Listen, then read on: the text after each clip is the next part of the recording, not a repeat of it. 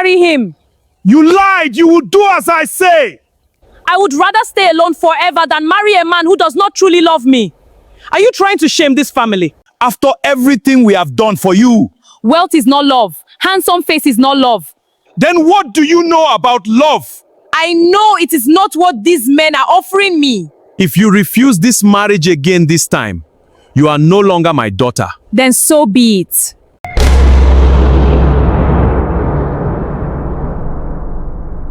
Before that painful moment, before the shouting and the tears, Amora's story started in a very different way. Amora was known as the most beautiful young woman in her village. Anytime she walked past, people would stop and look at her. Her skin was smooth and glowing, her eyes were calm but deep, and her smile had a way of making even the hardest person feel soft. But it was not just her beauty that made her special. Amora was quiet and thoughtful. She did not talk too much, but when she spoke, her words always had meaning. Her parents, Chief Okeke and Mama Ifeoma, were very proud of her. Chief Okeke was one of the most respected men in the village. He had land, money, and power. Mama Ifeoma was known for caring deeply about her family's honor. To them, Amora was not just their daughter. She was an opportunity. An opportunity to connect with other rich families and make their name even stronger. That was why, as soon as Amora became old enough, men started coming to ask for her hand in marriage. These were not just ordinary men. They were rich, handsome, and powerful men. Men with big houses and many servants. The first man who came was Emeka, the son of a wealthy trader. He arrived with many gifts. Bags of rice, goats, and expensive clothes filled the compound. He sat proudly in front of Amora and her parents, speaking with confidence. He made it clear that he had everything a woman could ever need and that he only wanted a beautiful wife to share his life with. Everyone turned to Amora, expecting her to smile and accept the man. But Amora did not smile. She looked at him quietly and asked him a simple question. She wanted to know if he truly loved her. Emeka laughed, thinking the question was easy. He said of course he loved her, that any man would love someone as beautiful as her. But Amora slowly shook her head. She told him that what he felt was not love. The whole room went silent. Her father tried to control the situation, but inside him, anger had already started to grow. That day, Amora rejected Emeka. At first, her parents thought it was just a one-time thing.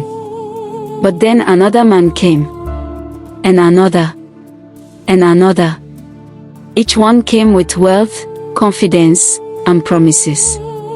And each one left disappointed. Every time, Amora asked the same question. She wanted to know if they truly loved her. And no matter what they said, she always gave the same answer. She would calmly tell them that what they were offering her was not real love. As time went on, people in the village began to talk. Some said she was proud. Some said she was foolish. Others even said something must be wrong with her. Mama Ifeoma began to feel ashamed. Going to the market was no longer easy because people whispered whenever she passed. Chief Okeke became more strict. His patience slowly turned into anger. He could not understand why his daughter kept rejecting such good men. One evening, after another suitor had been sent away, he called Amora into a room.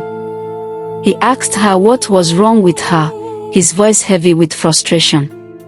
Amora calmly told him that nothing is wrong with her. That answer made him even more upset. He asked her why she kept rejecting these men and if she thought she would find a perfect man in this world. Amora looked at him and said she was not looking for a perfect man. She was looking for a true heart. Her father laughed angrily and told her that a true heart could not feed a family. According to him, money was what mattered. Amora did not argue further. She stayed quiet. But that silence began to create distance between them. From that day, peace in their home slowly started disappearing. Amora began to spend more time alone. She would walk to quiet parts of the village where she could think without hearing people's voices. One day, during one of those walks, she saw someone who would change everything. Who have make her feel happy for the rest of her life, and nothing, even her father, has the power to stop her. She saw a man sitting under a tree, carefully fixing a broken basket. His name was Obinna. At first, Amora almost walked past him. But something made her stop. Maybe it was the calm way he walked. Maybe it was the peaceful look on his face. Or maybe it was something she could not explain.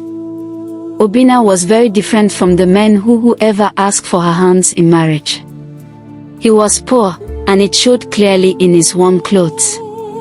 He also walked with difficulty because one of his legs was weak, making every step slow and painful. Most people in the village ignored him. Some even mocked him. But as Amora stood there, she noticed something different. Obinna was humming softly to himself. He was not complaining. He was not angry. He just looked peaceful. When Obinna noticed her, he quickly stopped what he was doing and tried to stand up out of respect. Amora gently told him he did not need to stand, but he still tried, struggling a little before balancing himself. He apologized politely, saying he did not expect anyone to stop and speak with him. Amora asked him what he was doing. He explained that he was fixing a basket someone had thrown away because he believed it could still be useful. Amora found that strange and asked why he would fix something that had already been rejected. Obinna smiled and said something simple but powerful. Sometimes, things are not truly useless, they are just misunderstood. Those words stayed in Amora's mind.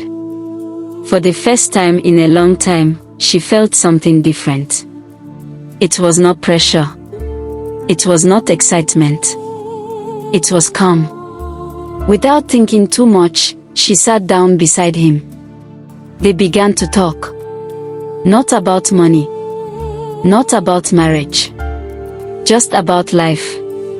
They talked about struggles, hope, and simple things. For the first time, no one was trying to impress her. No one was trying to win her over. Obinna did not even ask her name at first. And when he finally did, she didn't even waste time, she told him. From that day, Amora started going back to that tree. Again and again. Each time, their conversations became deeper. Obinna shared stories about his life. He spoke about how he lost the strength in his leg when he was young and how people began to treat him differently after that incident. But he never spoke with anger. He always ended his stories with a small smile, saying that being alive was already enough reason to be grateful. Amora listened carefully every time. And slowly, she began to realize something. Obinna had something none of the other men had. He had a real heart. And without even knowing it, her own heart began to change. But deep inside, she knew the truth. If her parents ever finds out about Obinna, they will strike her to death. Because her parents always wanted her to get married to a wealthy man who would take good care of her. As the days passed, Amora kept returning to the same tree where she first met Obinna. At first, she told herself it was just for peace and quiet. But deep down, she knew that was not the full truth. She was going because of him. Each time she saw Obinna, something inside her felt lighter. There was no pressure around him. No expectations. No need to pretend. She could just be herself. Their conversations became a part of her daily life. She would sit beside him as he walked, and they would talk about everything. Sometimes they laughed over small things Obinna told her. Other times, they spoke about pain and struggles. Obinna never tried to impress her. He never spoke about wealth or what he did not have. Instead, he spoke about gratitude, about finding peace even in hard times. And slowly, Amora began to understand what her heart had been searching for all along. It was not money. It was not beauty. It was not status. It was sincerity. One afternoon, as they sat under the tree, Amora looked at him for a long moment. Her heart was beating faster than usual. She realized something she could no longer ignore. She loved him. The thought scared her at first. Not because of Obinna, but because of what it would mean. She knew her parents would never accept it. She knew the village would laugh at her. But even with all that fear, her heart felt sure. A few days later, she decided to speak to her parents about the man. That evening, the sun was setting when she walked into the house. Her parents were seated together, talking quietly. The moment she stepped in, the room became still. Amora stood there for a moment, gathering courage of how to talk to her parents. Then she spoke. She told them she had found the man she wanted to marry. At first, her parents were surprised. Then they became excited. They thought she had finally come to her senses. Chief Okeke leaned forward, asking quickly who the man was. Amora took a deep breath. She said his name. Obinna. The excitement in the room disappeared immediately. Her parents stared at her as if they had not heard her properly. Chief Okeke asked her to repeat what she had said. And she did again. This time, her voice was even stronger. She told them clearly that she wanted to marry Obinna. The silence that followed was heavy. Then came the anger. Her father stood up suddenly, his face filled with disbelief. He asked her if she had lost her mind. How could she choose a poor cripple over all the rich and strong men who had come for her? Mama Ifeoma looked at her with tears in her eyes. She could not understand it either. She asked Amora what people would say about their family. But Amora did not change her words. She told them that Obinna had a good heart. She said he was kind, honest, and real. She said that was the kind of man she wanted to spend the rest of her life with. Her father became even more angry.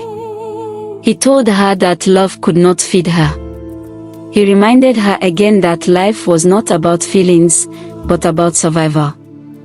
But Amora stood her ground. For the first time, she was not just speaking calmly.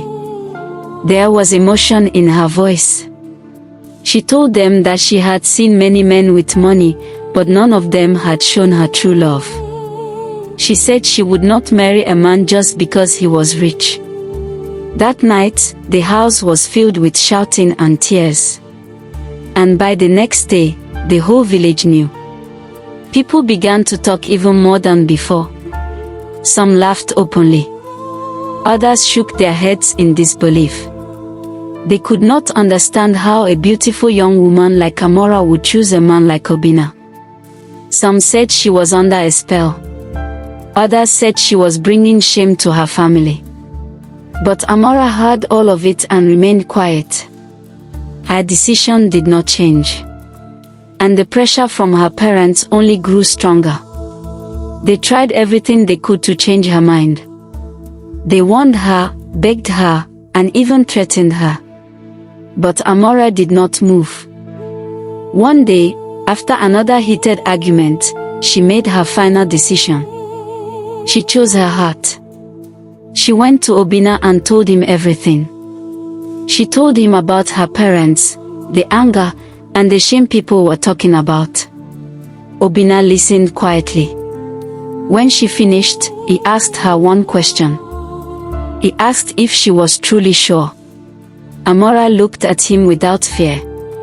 She told him she had never been more sure of anything in her life.